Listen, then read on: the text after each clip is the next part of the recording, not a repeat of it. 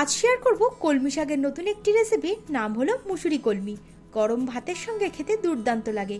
রেসিপিটি ভালো লাগলে একটা লাইক আর শেয়ার করার অনুরোধ রইল। নমস্কার বন্ধুরা, আমি সাবরী। ফুড ক্যানভাসে আপনাদের সবাইকে স্বাগত জানিয়ে শুরু করছি আমার আজকের ভিডিওটি। রান্নাটি করার জন্য প্রথমেই যেটা লাগবে সেটা হলো কলমি শাক। আমি এখানে 2 আঁটি কলমি শাক নিয়ে খুব ভালোভাবে বেছে ধুয়ে নিয়েছি। এবার এটাকে মিহি করে কুচিয়ে নেব। যতটা সম্ভব মিহি করে কোচানো যায় ততটাই কুচিয়ে নেবেন, তাহলে খেতে ভালো লাগবে। আর শাকটাকে আমি আগে থেকেই ধুয়ে তারপরে কাটছি। কাটার পর কিন্তু আর ধুয়ে নেব না।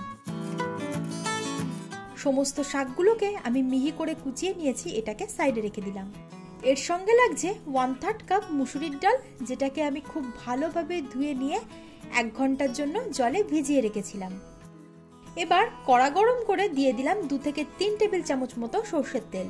তেলটা গরম হলে ফোড়নের জন্য দেব 1/2 চা চামচ কালো জিরে, 2টো শুকনো লঙ্কা আর 2টো কাঁচা লঙ্কা। ফোড়নটাকে কিছুক্ষণের জন্য ভেজে নেওয়ার পর এর মধ্যে দিলাম 1 টেবিল চামচ থেতো করে রাখা রসুন। আপনারা চাইলে রসুনটাকে কুচিয়েও দিতে পারেন।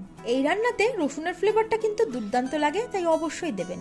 রসুনটা একটু ভাজা হয়ে যাওয়ার পর এর মধ্যে আমি দিচ্ছি পেঁয়াজ কুচি। এখানে বড় সাইজের একটা পেঁয়াজকে মিহি করে কুচিয়ে নিয়েছি। পেঁয়াজটাকেও হালকা করে ভেজে নিতে হবে।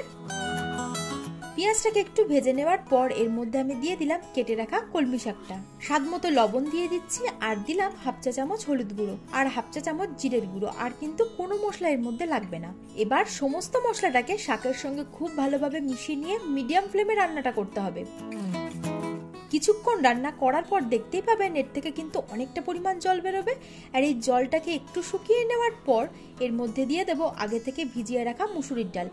ডালটা দেওয়ার পর খুব ভালোভাবে নাড়াচাড়া করে একটু মিশিয়ে দিলাম। এবার ঢাকনা চাপা দিয়ে মিডিয়াম ফ্লেমে রান্নাটা করে নিতে হবে, যতক্ষণ না শাক আর ডালটা খুব ভালোভাবে সেদ্ধ হয়ে যাচ্ছে।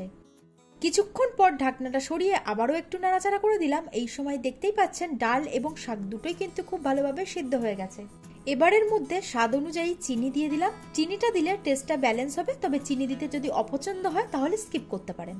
মাঝে মধ্যে এটাকে একটু নাড়াচাড়া দিয়ে দিতে হবে আর ততক্ষণের জন্য এটাকে রান্না করতে হবে যতক্ষণ না এর জলভাবটা শুকিয়ে গিয়ে এর থেকে তেল ছেড়ে দিচ্ছে। আরো কিছুক্ষণ রান্নাটা করার পর আপনারা দেখতেই পাচ্ছেন এর কিন্তু কালারটা সম্পূর্ণ চেঞ্জ হয়ে গেছে।